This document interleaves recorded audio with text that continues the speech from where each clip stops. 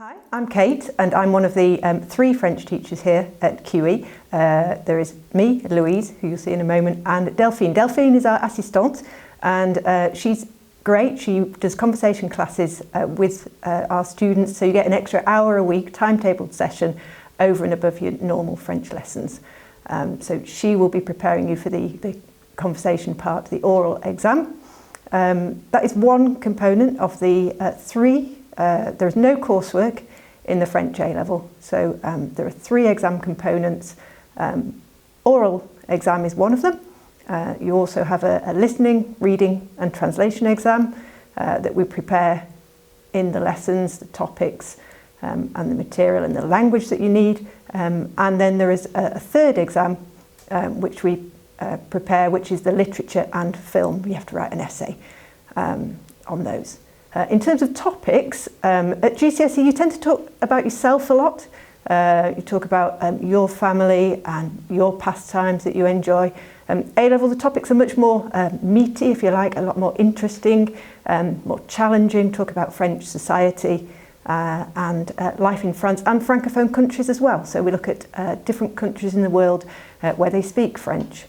So really interesting. At the moment I'm looking at festivals in France, we're looking at the geography of France, regions and other Francophone countries. So you learn lots about where they speak French and of course the language as well. So we're learning the language, we're looking at the grammar of the language, so that whereas at GCSE you tend to learn phrases, small expressions, we're putting it all together so that you can manipulate the language more and work with it to say what you want to say, give your opinions about all the topics.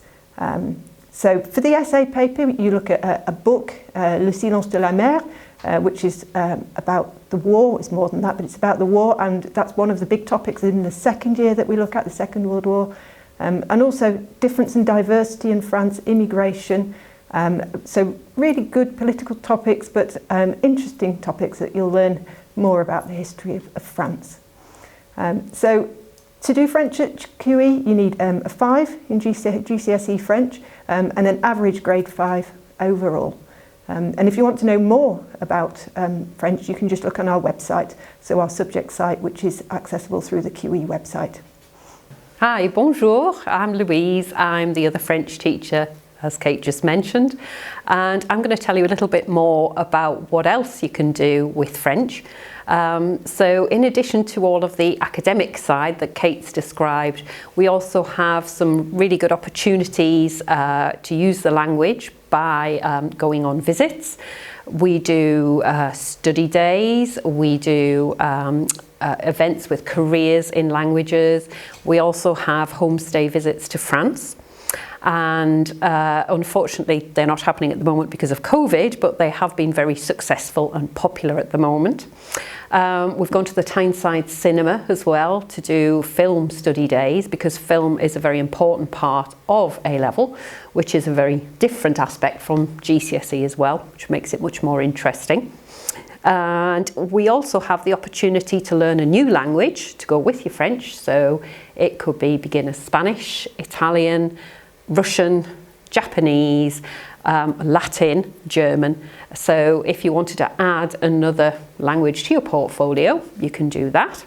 We also have a wonderful system of buddying where we pair up our 1st year and 2nd year students and they work together to try and improve their French and give each other support or extra challenge with their French on a weekly basis, which has been really successful.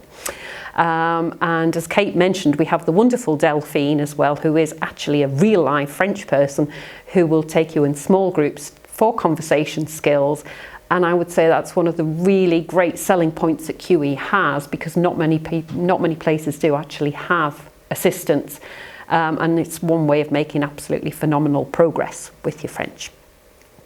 The skills that you develop on the course I think are worth mentioning, because obviously you're going to be doing lots of reading, listening, but also things like analysis of film, of books, of research. You'll do your own independent research project on an aspect of France or the French-speaking world that interests you. You'll also do presentations, discussions, group work. So all of these skills are really brilliant at preparing you for university or the world of work. You know, you're going to be able to communicate with millions more people around the globe, which is something that not many people can do in Britain, unfortunately.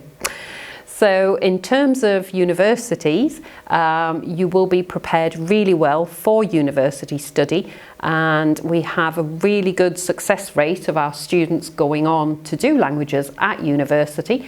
They all tell us how well prepared they are for university study. A lot of them combine a language with either another language or another subject, even things like biology, chemistry, things like that. We have people going to a wide variety of universities, from very popular Russell Group universities. We get a lot of people into Oxford and Cambridge, or even abroad, such as Paris, and we've got someone at Montreal University at the moment as well. It is also very well renowned A-level in terms of it being a really good academic A-level, so it helps if you're applying for things like medicine. And it would also allow you to do an elective abroad in a French-speaking country, which some of our students have gone on to do. The other thing you could do is, of course, have a gap year, and we have every year a couple of people, I would say, who go and spend some time working in France, often as an au pair, or I've had someone working in a school before as well. So, you know, the opportunities are really quite endless with your French, so it's a brilliant subject to do, and we hope to see you at QE. Thank you.